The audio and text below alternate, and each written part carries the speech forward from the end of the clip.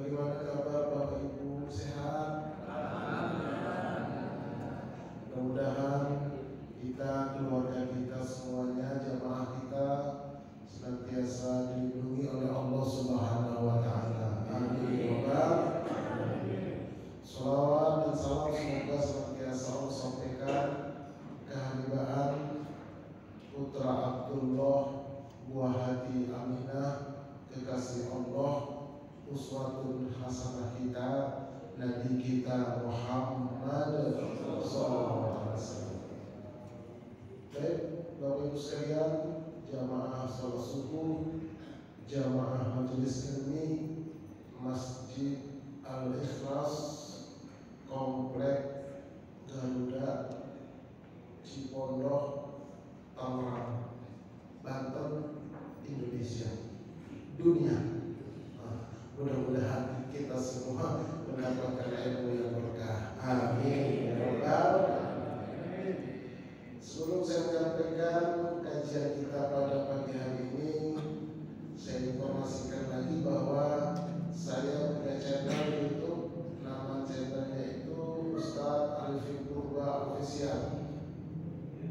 Menyelenggarakan 3 kegiatan, yaitu pesantren virtual pondok sholat. Ngajinya lewat Zoom setiap malam Ahad, nanti malam jam 8 sampai setengah 10, dan itu free, gratis.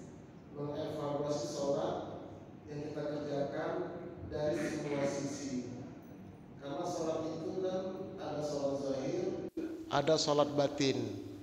Ada orang zahirnya sholat tapi batinnya ngayap, pikirannya ke pasar, ke mall, ke kerjaan. Justru yang lupa-lupa kalau lagi sholat jadi ingat dia. Nah itu bagaimana supaya sholat kita bisa hudur? Nah itu ikutinlah pesantrennya, dan itu gratis. Mohon doanya, mungkin dalam waktu dekat ke depan pesantren virtual ini bisa menjadi pesantren faktual. Nama pesantrennya Pesantren Lansia Purba Pondok Sholat. Insya Allah sekitar Sukabumi, Sentul atau Ciseeng lah. Nah, nanti ada yang nginep 3 hari, 9 hari, 21 hari, 41 hari. Bayar Ustadz. Kalau itu bayar, karena apa? Saya kasih makan. Kita kasih nginep. Jadi nanti bapak-bapak, ibu-ibu nyantri. Anak cucu berkunjung ke pesantren, ngelihat siapa? Ngelihat opung, ngelihat engkong. Nah itu nanti insya Allah. Nah sekarang virtual dulu. Kemudian menyelenggarakan haji khusus, langsung berangkat 2025 tanpa antri. Insya Allah aman dan amanah. Juga umroh munajat sambil ibadah qabul hajat, berangkat di bulan Syawal. Ini bukan promosi, cuman ngasih tahu aja. Mana tahu ada yang perlu informasi, silakan hubungin nomor kontak di running text di bawah ini. Nah, itu saja ya.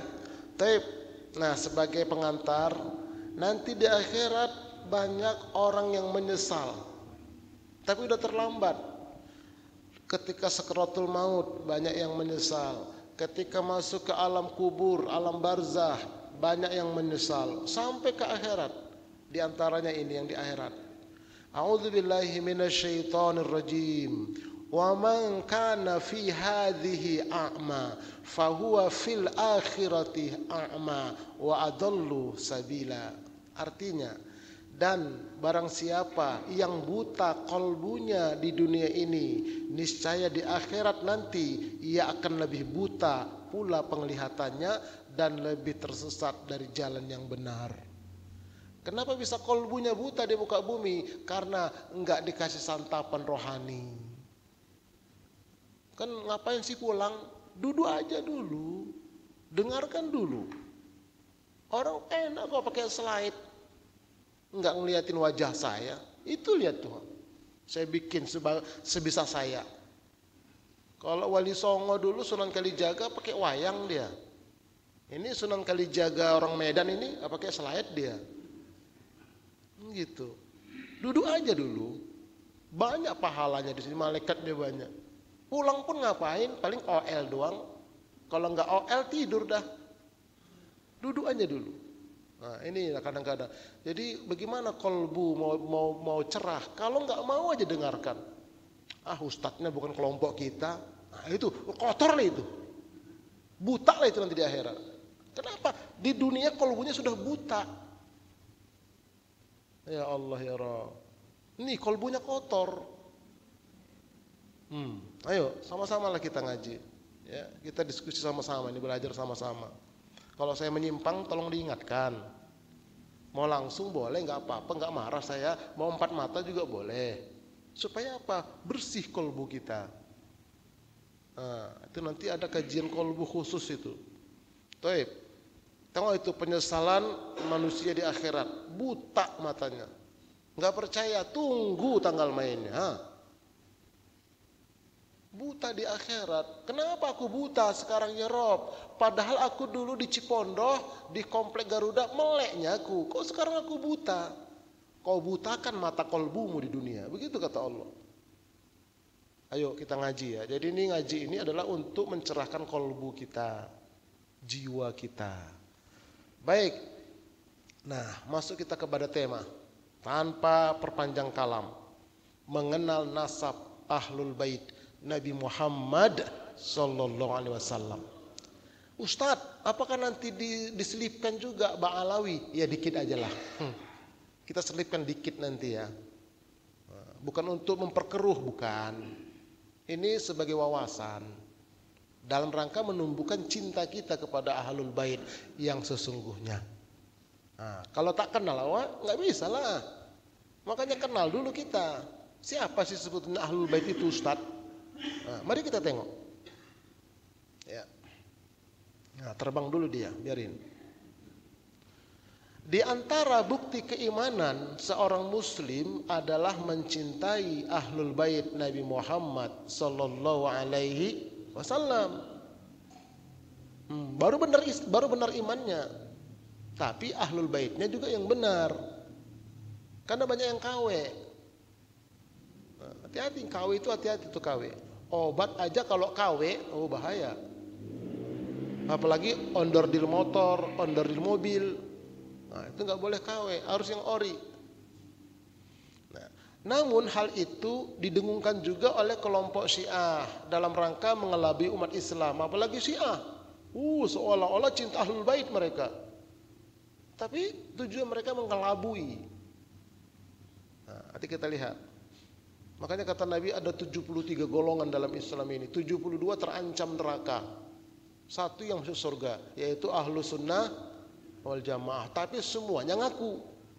Siapa itu Ahlus Sunnah Ustaz? Nanti kapan-kapan kita angkat lagi tema itu. Undang lagi saya. Begitu caranya. Satu-satu. Ditambah lagi ada kelompok yang secara terang-terangan mengaku-ngaku sebagai Ahlul Bait Nabi. Namun saat dikonfirmasi tidak dapat menunjukkan bukti. Suruh tes DNA tak mau dia. Mana buku sejaman nggak bisa juga. Tapi ngaku, ini juga bahaya. Bukan dalam rangka untuk kebencian, bukan. Untuk klarifikasi. Nah, selanjutnya kita wajib cinta kepada Ahlul Bait.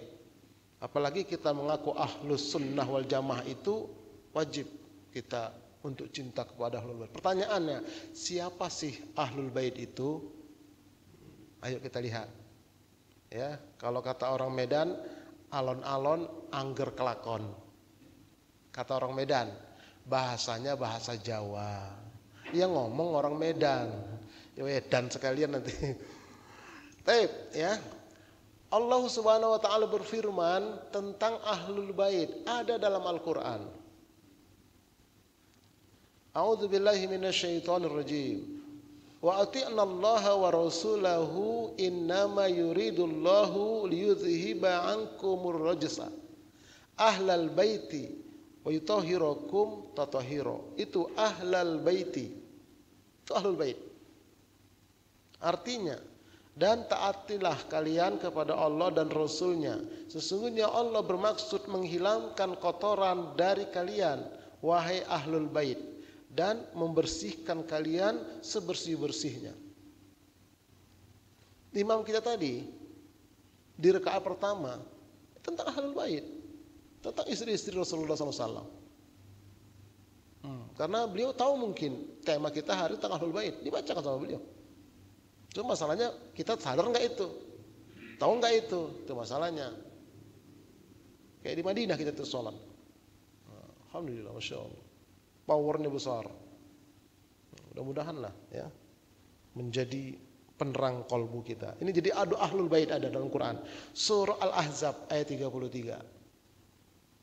Ya, jadi jelas ahlul bait ada dalam Al-Quran. Nah, siapa ahlul bait di sini? Itu diterangkan dalam hadis. Kita lihat, para istri Nabi dan anak cucu Nabi itu ahlul bait. Disebutkan dalam hadis, ya, yang bertuliskan merah itu. Ini salah satu salawat. Allahumma salli ala Muhammadin wa azwajihi wa dzurriyyatihi. Istri-istrinya dan anak cucunya, zuriatnya, itu ahlul bait. Ya Allah, berilah keselamatan atas Nabi Muhammad SAW dan istri-istrinya serta anak keturunannya. Hadis riwayat Imam Bukhari. Nih ahlul bait. Kemudian definisinya. Para ulama ahlus sunnah wal jamaah telah sepakat tentang ahlul bait bahwa mereka adalah keluarga Nabi yang diharamkan memakan sedekah. Nah, jadi kalau betul-betul mengaku ahlul bait, zuriat Nabi haram menerima sedekah, haram menerima zakat. Ini ngemis-ngemis, minta-minta. Haram kalau betul zuriat Nabi. Kemudian mereka terdiri dari keluarga Ali, keluarga Ja'far, keluarga Aqil, keluarga Abbas, keluarga Bani Harith bin Abdul Muthalib, serta para istri beliau dan anak-anak mereka. Ini definisi ahlul bait Rasulullah SAW. Dan ini berdasarkan pada hadis. Ini kita lihat nih, redaksinya panjang ini. Yang bertuliskan merah itu, ya. Apa kata Nabi? Udzakkirukumullah fi ahli baiti. 3 kali Nabi menyebut, wahai kaum muslimin, umatku, ku ingatkan kalian kepada Allah terhadap ahlul baitku. Nih. Dari Zaid bin Arqam bahwa Rasulullah SAW suatu hari berkhutbah. Apa kata Nabi? Aku ingatkan kalian kepada Allah tentang ahlul baitku. Sampai 3 kali Nabi ulang itu. Maka Husain bin Sibrah, perawi hadis ini, bertanya kepada Zaid, siapakah ahlul bait beliau itu wahai Zaid? Bukankah istri-istri beliau termasuk ahlul bait? Zaid menjawab, para istri Nabi memang termasuk ahli bait. Akan tetapi yang dimaksud di sini ialah orang-orang yang diharamkan sedekah setelah beliau wafat. Lalu Husain berkata, siapakah mereka itu? Dia menjawab, mereka ahlul bait adalah keluarga Ali, keluarga Aqil, keluarga Ja'far, dan keluarga Abbas. Husain bertanya kembali, apakah mereka semua diharamkan zakat? Zaid menjawab, ya. Hadis riwayat Imam Muslim. Jelas. Diharamkan mereka menerima zakat, diharamkan mereka menerima sedekah. Apa yang boleh mereka terima? Hadiah saja, hibah saja. Sedekah, zakat nggak boleh. Itulah ahlul bait. Setelah Nabi wafat, terus sampai ke belakang. Sampai begitu Nabi menjaga ahlul bait itu. Supaya apa? Supaya jangan jadi pengemis, jangan dijadikan alat keturunan Nabi itu untuk meminta-minta dan seterusnya. Itu maksudnya. Cinta kita kalau kepada zuriat Nabi kayak begitu. Ini wahai zuriat Nabi, apa ini? Bukan zakat, ini bukan sedekah, ini hadiah saja. Nggak boleh kalau hadiah diterima. Tapi kalau sedekah, zakat nggak boleh, nggak berhak, walaupun mereka miskin. Begitulah Nabi menjaga ahlul bait itu. Supaya jangan menyusahkan umat, itu maksudnya. Ini Bapak Ibu sekalian. Taib. Nah, ada lagi ini satu ini, itrah Nabi itu setara dengan Al-Qur'an sebagai sumber hukum Islam. Itu yang bertuliskan warna merah. Ya ayuhan nas, ini qad taraktu fikum ma in akhastum bihi lan tadillu kitaballah wa itrati ahla baiti. Wa itrati ahla baiti. Ya, lihat itu. Artinya, wahai manusia, sesungguhnya aku tinggalkan kepada kalian suatu perkara. Kalau kalian mengambilnya, maka kalian tidak akan tersesat, yaitu kitabullah Al-Quran dan itrahku. Apa maksudnya itrahku? Para ulama mengatakan keturunanku, zuriatku yang lurus dalam beragama dari ahli baitku. Yang lurus beragamanya dari ahli baitku. Nah, ambillah itu, peganglah itu bersama Quran. Gak akan sesat kalian. Tapi itrah itu betul-betul zuriat Nabi yang menguasai agama secara bagus. Karena gak semuanya itrah Nabi itu ahli agama, enggak. Tuh. Tapi betul-betul ya, terbukti dia, terkonfirmasi. Bukan ngaku-ngaku. Di darah saya ini ya, bukan begitu, bukan. Saya ini di dalam diri saya mengalir darah purba. Iyalah marga purba. Ada silsilahnya kami. Nah, itu tercatat. Masing-masing kita juga punya itu. Ya. Nah, kemudian bagaimana ahlul bait? Ya, bagian ahlul bait, para istri dan anak cucu Rasulullah. Mari kita lihat ini sekarang. Jadi para istri dan anak-anak Rasulullah itu adalah ahlul bait. Istri Nabi itu disebutkan dalam riwayat ada 12. Yang pertama adalah Khadijah. Dari istri Nabi yang lain, yang punya anak hanya dengan Khadijah. Anaknya itu ada 7. Pertama Qasim, Zainab, Ruqayyah, Ummu Kalsum, Fatimah, Abdullah, dan Ibrahim. Qasim, Abdullah, Ibrahim semuanya meninggal waktu masih anak-anak. Jadi tidak ada yang sampai dewasa anak laki-laki Rasulullah. Kenapa? Itulah Allah Subhanahu wa taala punya rahasia. Supaya tidak ada keturunan laki-laki dari Rasulullah yang nanti mengakibatkan di akhir zaman menjadi fitnah. Jadi sengaja Allah takdirkan anak laki-lakinya tidak hidup sampai dewasa. Sampai menikah. Nah, kemudian istri Nabi yang lain ini Aisyah, Saudah, Ummu Salamah, Ummu Habibah, Zuwairiyah, Safiyah, Maimunah, Zainab, Hafsah, Hariyah, Maryah Kibtiyah, Zainab binti Jahzi. Jadi dari istri Nabi semua ini yang perawan cuma 2, yaitu Aisyah dan Maria Al-Kibtiyah.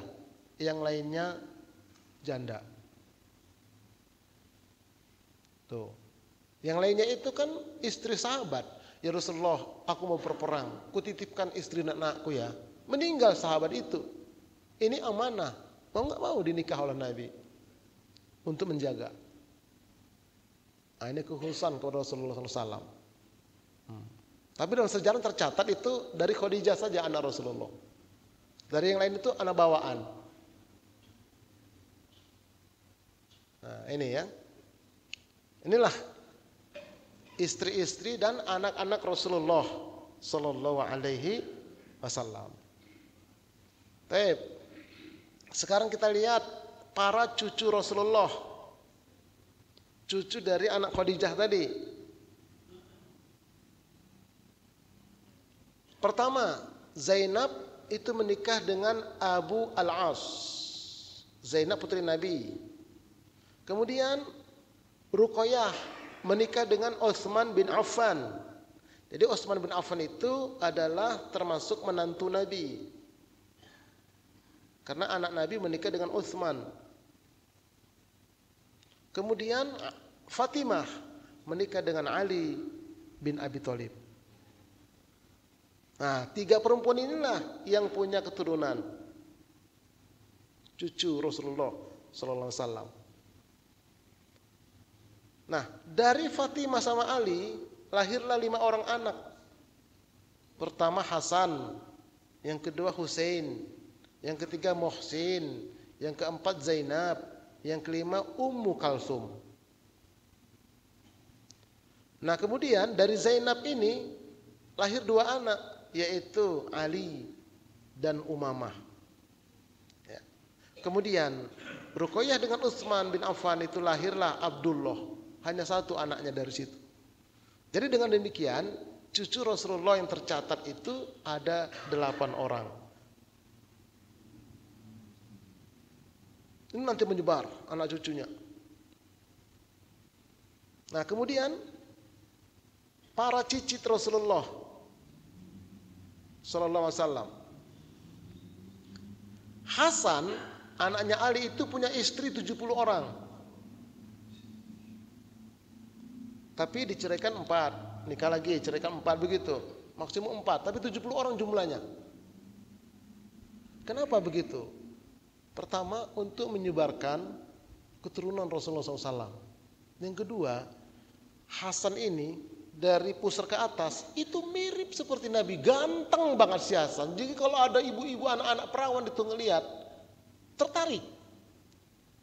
Daya tariknya luar biasa. Orang tua itu udah jadi menantuku sajalah, wahai Hasan, ini anakku. Menawarkan diri orang-orang. Nah, kemudian Husain itu punya istri 7 orang. Diceraikan sisa 4, diceraikan sisa 4 begitu. Nah, dari mereka ini nanti turunlah anak cucu yang banyak.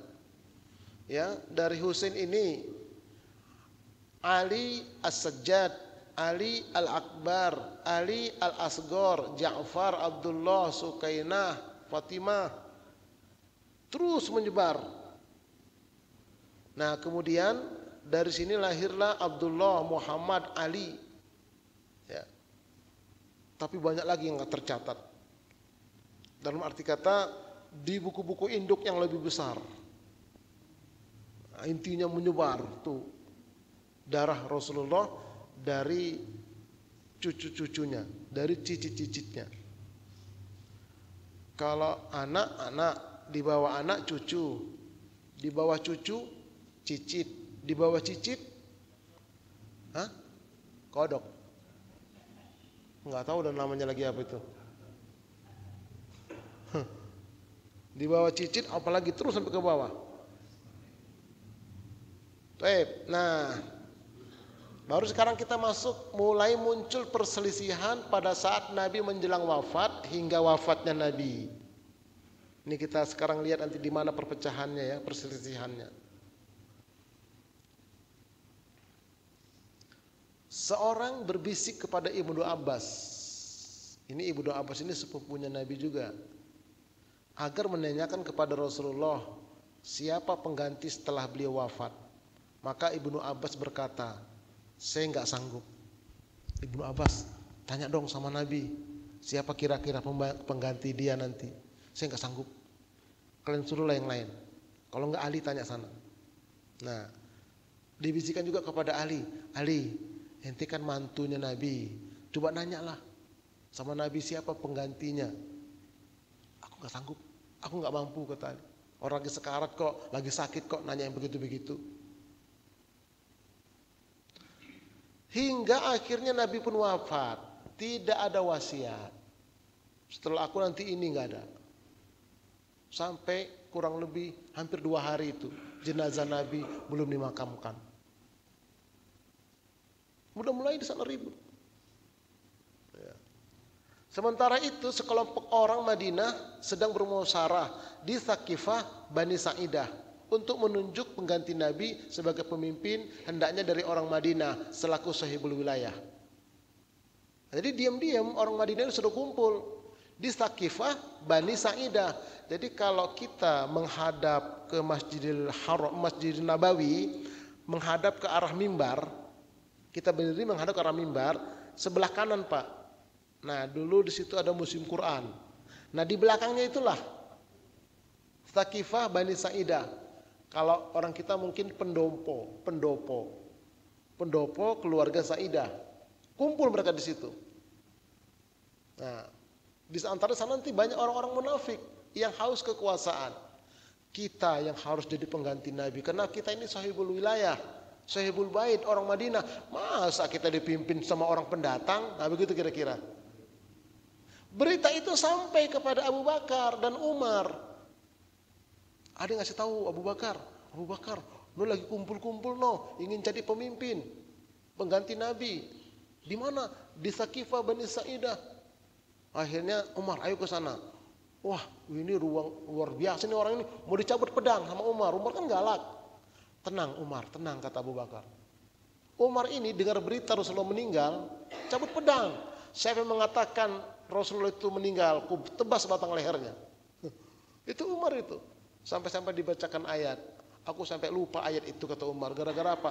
Gara-gara cintaku kepada Rasulullah. Nah akhirnya dibawa ke sana. Sampai di sana, ya, sampai di lokasi itu, Abu Bakar pun berpidato dengan tenang di tengah-tengah masyarakat itu. Nah akhirnya kalau udah begitu diserahkan, silakan Abu Bakar lah. Lalu Abu Bakar berkata, wahai Umar, engkau saja sebagai pengganti Rasulullah. Apa kata Abu Umar? Tidak wahai Abu Bakar, engkau lebih utama. Kemudian Abu Bakar berkata lagi, engkau kuat Umar, aku lemah. Umar berkata, ku persembahkan kekuatanku untukmu bersama dengan keutamaanmu. Begitulah mereka. Bukan saling pamer foto, enggak. Bukan sekedar pamer program, enggak. Tapi justru menyerahkan kepada yang lain. Yang lain juga mengembalikan kepada Abu Bakar. Nah kemudian setelah itu Ubaidillah menimpali lagi, wahai Abu Bakar, engkaulah yang menemani Rasulullah ketika hijrah, ya dari Madinah dari Mekah ke Madinah. Engkau yang menjadi imam pengganti Nabi saat Nabi sakit. Engkaulah yang pantas, wahai Abu Bakar, kata Ubaidillah. Yang lain juga mengatakan, iya benar. Lalu Umar pun menjabat tangan Abu Bakar, dipegang, dibaiat. Kita angkat Abu Bakar sebagai khalifah, pemimpin kita menggantikan Rasulullah SAW. Maka Abu Bakar kemudian berpidato lah di situ, ya, sambutan pembaiatan terhadap dirinya. Nah setelah itu hampir 2 hari jenazah Nabi itu belum dikebumikan karena ada perbedaan pendapat di mana dimakamkan. Apakah di Baqi atau di mana? Ribut lagi di situ, terjadi perdebatan. Ada salah satu sahabat mengatakan, aku pernah mendengar Rasulullah bersabda, tidaklah Nabi dan Rasul itu dimakamkan kecuali di mana dia menghembuskan nafasnya terakhir. Maka disitulah dimakamkan. Lihat ternyata di rumah Aisyah, di atas tempat tidur. Maka tempat tidurnya ditarik, digalilah, dikuburkan di situ. Tadinya itu adalah rumah Aisyah. Ya, rumah Aisyah, karena ada beberapa rumah, diantaranya itu adalah rumah Aisyah di samping Masjid Nabawi. Dulunya di luar masjid, karena ada pelebaran masjid, maka makom Nabi masuk ke dalam masjid. Dulunya itu di luar, samping masjid. Itu. Nih ya, dia akhirnya seorang sahabat menyampaikan itu. Jadi bukan di Baqi dia dikuburkan, di mana menghembuskan nafas terakhir. Nah selanjutnya wafatnya para khulafaur rasyidin dan terjadinya perselisihan dan perpecahan.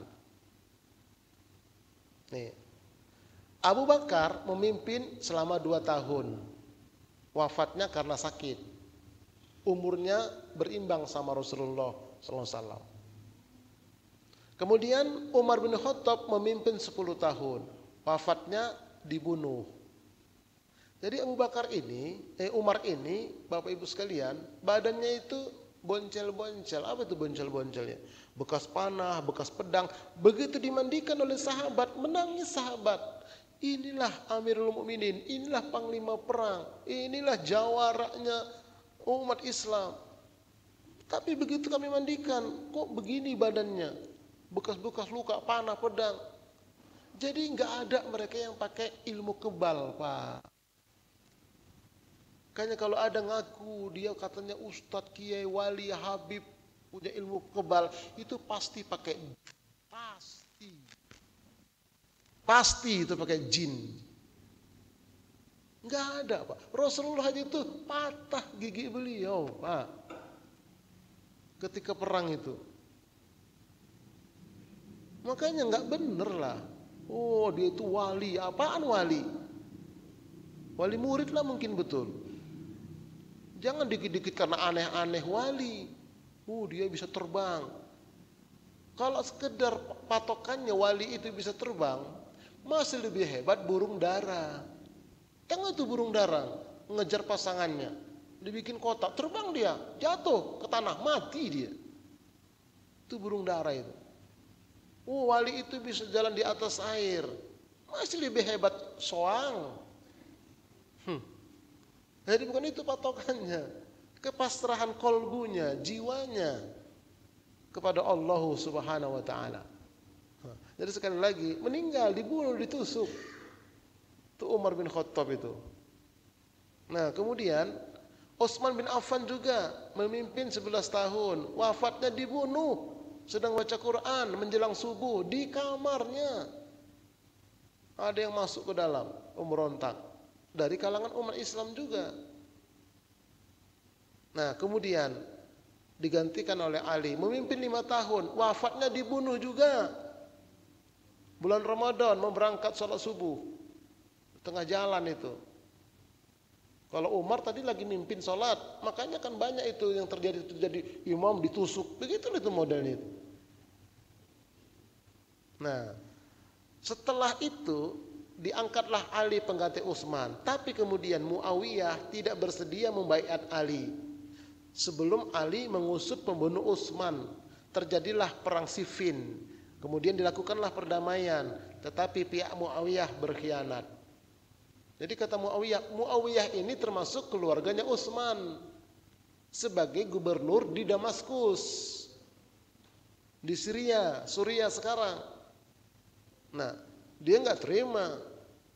Ali, aku angkat kau sebagai khalifah. Kenapa? Sebelum kau usut itu pembunuh Utsman itu, jangan-jangan kau terlibat, begitu. Nah, akhirnya dia ngangkat diri sebagai khalifah juga. Terjadilah 2 khalifah.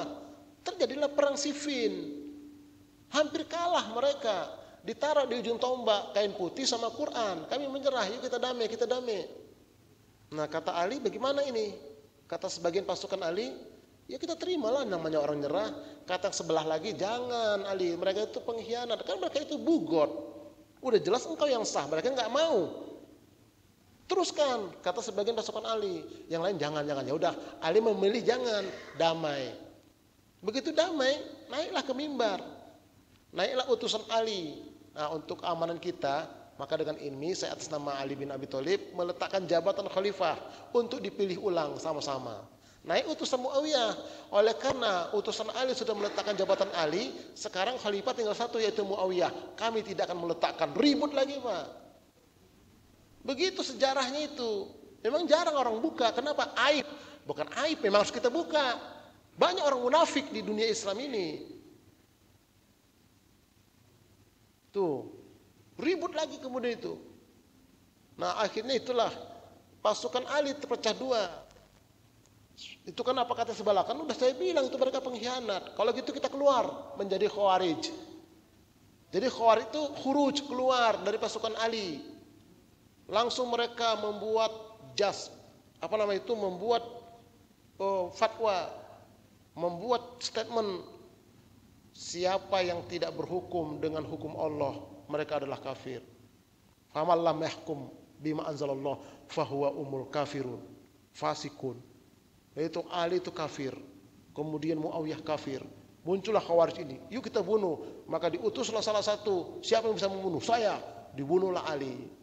Nah kemudian ketahuan bunuh Ali, ingin membunuh Muawiyah, nggak bisa. Kenapa? Dijaga sama bodyguardnya. Tuh yang terjadi itu. Nah setelah Ali terbunuh meninggal, lalu diangkatlah yaitu namanya Hasan, ya anaknya Ali. Akhirnya Muawiyah mengangkat dirinya sendiri sebagai khalifah. Nah, begitu setelah Ali terbunuh, maka diangkatlah nanti Hasan. Tadi yang keluar namanya Khawarij. Yang setia tidak keluar namanya Syiah. Jadi Syiah itu adalah Syiatu Ali, pasukan yang setia kepada Ali. Ini sebelum menjadi aliran. Awalnya Syiah. Syiatu Ali adalah pasukan yang setia kepada Ali. Kemudian nanti dicomot oleh Abdullah bin Sabah menjadi aliran Syiah, cinta kepada Ali begitu. Sampai-sampai mereka mengatakan yang jadi nabi itu sebetulnya Ali. Begitu malaikat Jibril turun, Ali masih kecil, diserahkan, dititipkan dulu sama Nabi Muhammad, begitu kata orang Syiah. Itulah penyelewengannya nanti kemudian. Jadi aslinya itu pasukan Ali terbagi dua, Khawarij yang keluar, kemudian Syiatu Ali yang setia. Jadi gitu sejarahnya itu. Nah kemudian Hasan bin Ali memimpin. Ini anaknya Ali namanya Hasan yang paling besar, si abangan. Adiknya namanya Husain. Ya. Hasan ini memimpin 8 bulan di Madinah. Lalu menyerahkannya kepada Muawiyah di Damaskus untuk menghindari pertumpahan darah yang lebih parah. Kata Hasan, ya udah dah, saya serahkan sama Tuan dah. Inilah Tuan jadi khalifah lah, kata Hasan. Daripada kita ribut terus ini, diserahkan kepada Muawiyah. Nah, kemudian Muawiyah jadilah pendiri dinasti keluarga pertama, yaitu Bani Umayyah. Lalu nanti dia mengangkat anaknya namanya Yazid, yaitu anak putranya ini masih sangat muda dan suka mabuk-mabuk. Udah ya pengulangan terus sampai sekarang. Sama aja. Dia punya channel juga pupu-pupu. Emang dari dulu begitu. Tinggal kita berpihak kemana kita. Itu. Jadi Yazid ini nanti yang diangkat sebagai pengganti dia. Dinasti namanya Bani Umayyah. 90 tahun kurang lebih memimpin. Kekacauan luar biasa. Kemudian ya ada menyebutkan bahwa Hasan itu diracun oleh pasukan mereka itu, kelompok mereka. Dan Husain beserta 72 orang dibantai di Karbala oleh pasukan Yazid. Tadinya orang-orang Kufah siap mendukung Ali 5.000 orang lebih, namun mereka berbelot karena takut ancaman dan diberi dinar serta jabatan. Mereka inilah kemudian menjadi Syiah, aliran sesat. Nah, jadi begitu Hasan menyerahkan kepada Muawiyah, Husain nggak setuju. Bang, yang bener aja kan abang yang sah. Kok abang kasih ke sana? Udahlah dek, daripada ribut dek. Aku nggak setuju bang, kata Husain. Dari Madinah, Husain kemudian pergi ke Mekah melakukan ibadah umroh dan haji. Nah di situ dia cari pendapat, dapatlah 72 orang. Ayo kita pergi ke Kufah, sekarang Irak. Kenapa? Ada informasi surat dari sana. Wahai Husain, datang kemari. Kami ini ada lebih 5.000 orang siap mendukung Tuan untuk memerangi Yazid yang semakin zalim itu. Nah, kemudian kata Husain, siap kami datang. Tapi kata sahabat lain, jangan wahai Husain. Orang Kufah itu biasa juga pembohong. Udah nggak apa-apalah kami pergilah demi untuk menumpas kezoliman. Berangkat 72 orang termasuk sebagian anak dan istrinya. Nah sampai di sana di Karbala itu ternyata yang 5.000 orang tadi yang nyuratin dia nggak ada di lokasi. Kenapa? Sudah diancam. Kalian mau hidup, mau mati atau mau duit, mau jabatan. Udah begitu zaman dulu Pak. Akhirnya mereka membelot. Tinggal 72 dibantai. Dipotong kepala Husain Pak. Dibawa itu ke Yazid sana. Makanya yang membantai itu gila semua akhirnya. Jadi orang gila semua. Itulah kepada zuriat Nabi itu. Sampai begitu Pak kejadian itu. Ya perlu juga kita angkat ini supaya kita tahu Siapa yang betul-betul cinta kepada zuriat Nabi, siapa yang betul-betul enggak cinta. Nah, kemudian Alawiyin, ini bukan Ba'alawi, bukan, ini Alawiyin adalah keturunan Ali. Alawiyin, keturunan Ali bin Abi Thalib, pertama yang mengangkat senjata terhadap Bani Umayyah pasca Karbala adalah Sayyidina Hasan al-Musanna bin Hasan bin Ali bin Abi Thalib. Nah, jadi Hasan al-Musanna adalah anak dari Hasan al-Musanna yang kedua maksudnya. Nah, dia ini akhirnya mengumpulkan kekuatan-kekuatan untuk membalas kelompok Yazid yang telah membunuh Hasan ayahnya di Karbala itu. Nah, mereka setelah kematian Ibnu As ini adalah sekutu daripada Al-Musanna ini. Sayyidina Hasan Al-Musanna pun menjadi buronan kekhalifahan Umayyah. Disinilah mulai pengejaran zuriat Nabi. Oh, diuber-uber Pak. Mana yang masih ada keturunan berhubungan dengan Hasan Hussein, dihabisin karena dianggap pemberontak. Maka selama 12 tahun Sayyidina Hasan Al-Musanna terus berpindah-pindah untuk menghindari pengejaran Bani Umayyah.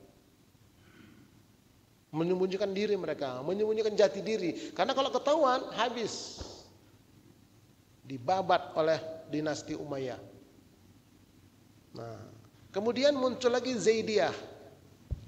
Namun di masa selanjutnya gerakan Sayyidina Hasan ini Al-Musanna diikuti oleh Imam Zaid bin Ali Zainal Abidin bin Husain, gerakan penerus Alawiyin yang mengangkat senjata disebut dengan gerakan Zaidiyah. Tapi enggak sama-sama mereka, enggak kompak. Kalau enggak kompak memang begitu. Sama di mana-mana pun sampai di sini. Kalau enggak kompak dibabat, tapi kalau kompak kuat. Nah, ini muncul babat, muncul lagi dibabat begitu. Nah, tragedi besar yang menjadikan hampir seluruh keturunan Hasan Al-Musanna dan pengikutnya untuk eksodus besar-besaran keluar dari Hijaz.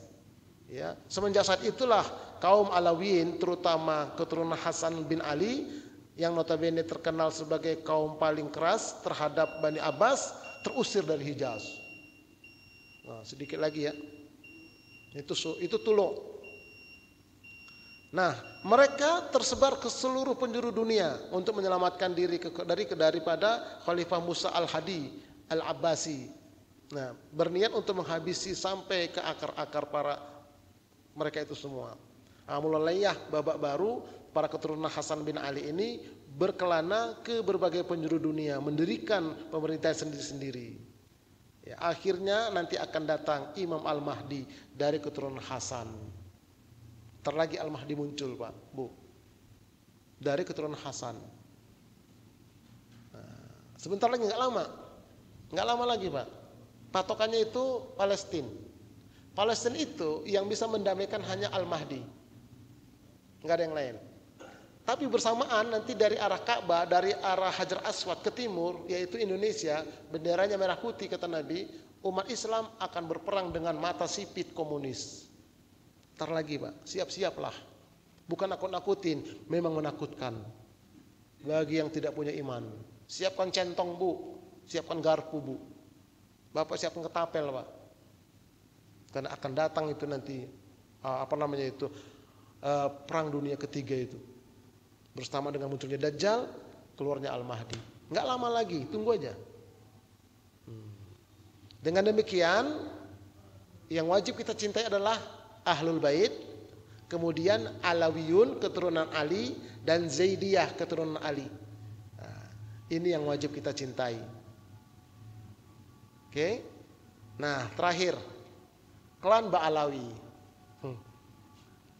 Ini sekedar ini aja ya, karena saya bukan ahli nasab, cuman mengambil berita-berita yang ada. Apakah nasab Ba'alawi turun Nabi Muhammad SAW? Pro dan kontra klaim Ba'alawi keturunan Nabi Muhammad SAW sebenarnya sudah terjadi lama di Timur Tengah. Sebelum kita, abad-abad 100 tahun yang lalu sudah terjadi Pak, Bu. Sudah terjadi. Dan mereka itu nggak diakui di sana. Akhirnya mereka bikin sendiri Robito Alawiyah itu. Ya, mereka bikin sendiri akhirnya. Nah, Ba'alawi merupakan gelar yang diberikan kepada keturunan Alawi bin Ubaidillah bin Ahmad Al-Muhajir bin Isa Ar-Rumi bin Muhammad An-Naqib bin Ali Al-Uraidi. Keluarga ini berawal ketika Imam Ahmad Al-Muhajir meninggalkan Basrah, Irak pada tahun 317. Ia pergi bersama keluarganya dan pengikutnya, mereka menuju Hadrul Maut di Yaman Selatan. Ini versi mereka. Nah, lalu klaim tersebut ditentang oleh Imaduddin Utsman Al-Bantani karena Ahmad bin Isa dinilai tidak memiliki anak bernama Ubaidillah atau cucu bernama Alwi, nggak ada. Hal ini berdasarkan pemeriksaan terhadap kitab-kitab mencatat keturunan Nabi, kitab nasab dari masa hidup Ahmad bin Isa pada abad keempat Islam hingga 5 abad setelahnya, nggak ada keterangan itu. Konon kitab-kitab itu tidak ada yang mencantumkan Alwi dan Ubaidillah. Jadi dicangkoklah Ubaidillah dan Alwi ini kepada Ahmad bin Al-Muhajir tadi. Dicangkokkan begitu. Nah, sampai akhirnya menjadi Ba'alawi atau Habaib itu. Itu menurut penelitian beliau dan itu belum bisa terbantahkan. Ya, belum bisa terbantahkan, apalagi diajak untuk tes DNA.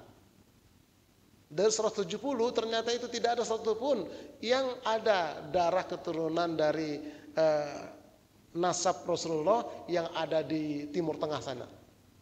Enggak ada yang pas. Justru darahnya itu ada ke Yahudi, ke India dan sebagainya. Itu menurut penelitian. Nah, lalu sikap kita bagaimana? Ya sikap kita kalau memang betul-betul terbukti dia zuriat Rasulullah, ya kita hormat. Tapi kalau enggak boleh juga caci maki, ya sudahlah seperti biasa saja begitu. Nah, itu saja, ya biasa saja. Karena kata Nabi tidak ada bedanya orang Arab dengan bukan Arab kecuali takwanya. Itu jadi patokan. Oke, wallahu a'lam bishawab. Semoga bermanfaat. Kalau ada pertanyaan silakan, kalau nggak ada kita tutup.